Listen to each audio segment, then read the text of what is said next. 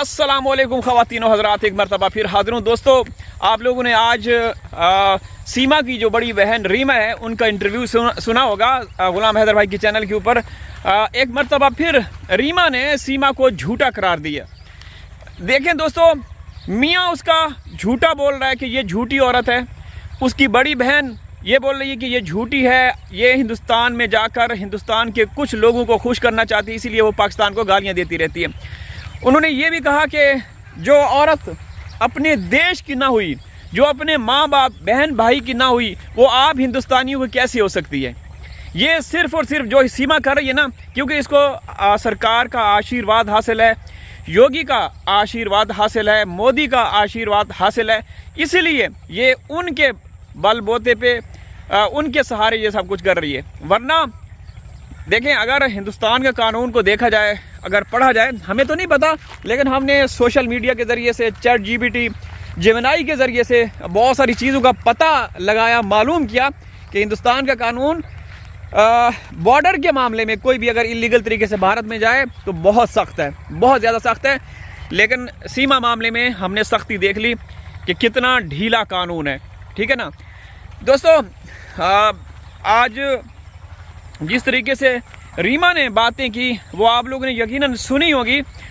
मेरा बताने का मकसद ये है कि ये औरत कितनी शातिर है, कितनी तेज़ तरार है कि बहन को भी ये कहती है कि मेरी बहन जो रीमा है पाकिस्तान में बैठ के जो बातें कर रही है वो भी झूठी है। ग़ुलाम हैदर के बारे में कहती है कि वो भी झूठा है। इससे पूछे कि तू कौन सी सच्ची है, तू कौन सी वो सच्ची सवित्री बोलते हैं, क्या बोलते हैं हिंदी में, कुछ इस तरह का। एक औरत जिसने पूरी दुनिया को पता है।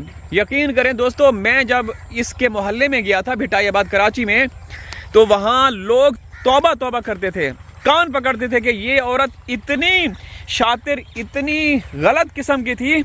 इसने जो भी वहाँ के बड़े बड़े लोग थे, अमीर पैसे वाले थे, धन दौलत वाले थे, इसने उनको नहीं छोड़ा।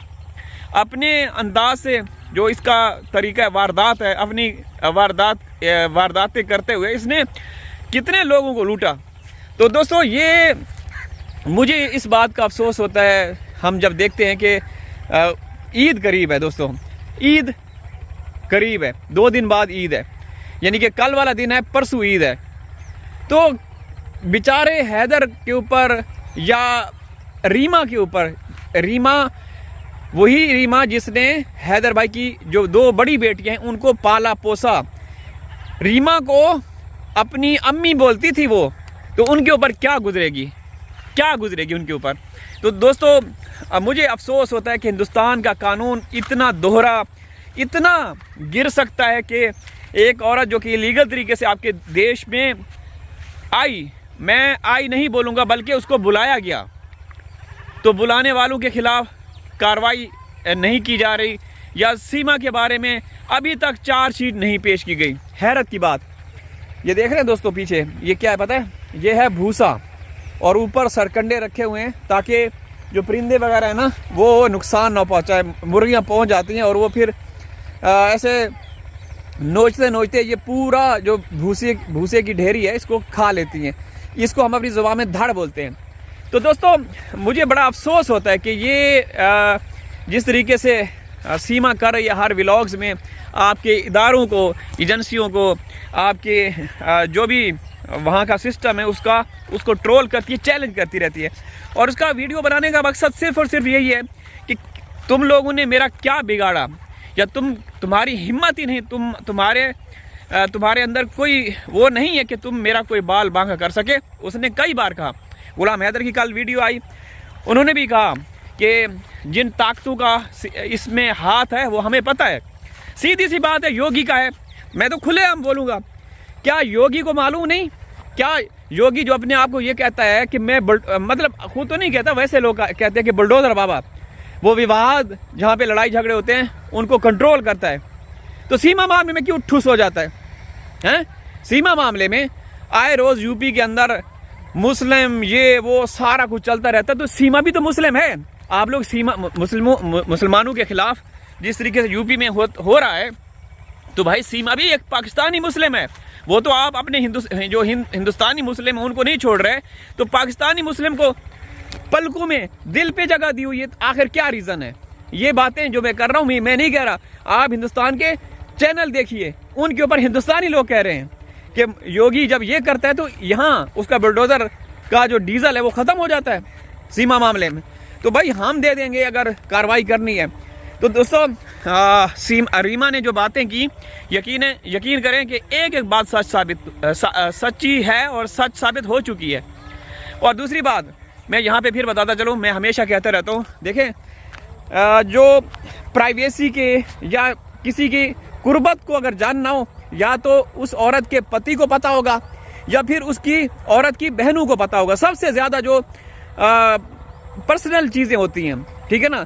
तो इसमें रीमा ने कई बार कहा कि ये माँ बनने की इसके अंदर क्षमता ही नहीं है, इसके अंदर बच्चेदानी नहीं है। तो वो 2 बच्चों की नकली माँ बनी हुई है। क्यों? क्योंकि वहाँ रहने के लिए सरकार, इदारे, विभाग सपोर्ट करें कि किसी तरीके से बच्चे पैदा करो नकली, किसी की भी गोद उजाड़ लो, कोई दिक्कत नहीं है, तो तुम्हारा आगे अच्छा होगा। तो बहन कह रही है, बहन से ज़्यादा किसी को पता होता है?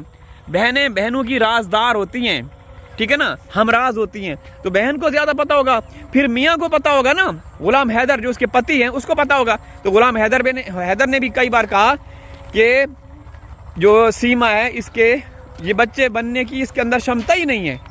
तो फिर आपके हिंदुस्तान में जिस तरीके से वो खेल रही है दुनिया को पता है। अफसोस होता है दोस्तों ये सारी चीज़ें देखकर सुनकर कि पता नहीं हिंदुस्तान का कानून, जिसके बारे में जैसा कि मैंने शुरू में कहा कि हमने पढ़ा इस सेंस में ChatGPT से, सोशल मीडिया से, तो उसमें हमें ये पता चला कि भारत जो देश है वो इलीगल तरीके से घुसने वाले को कभी माफ़ नहीं करता।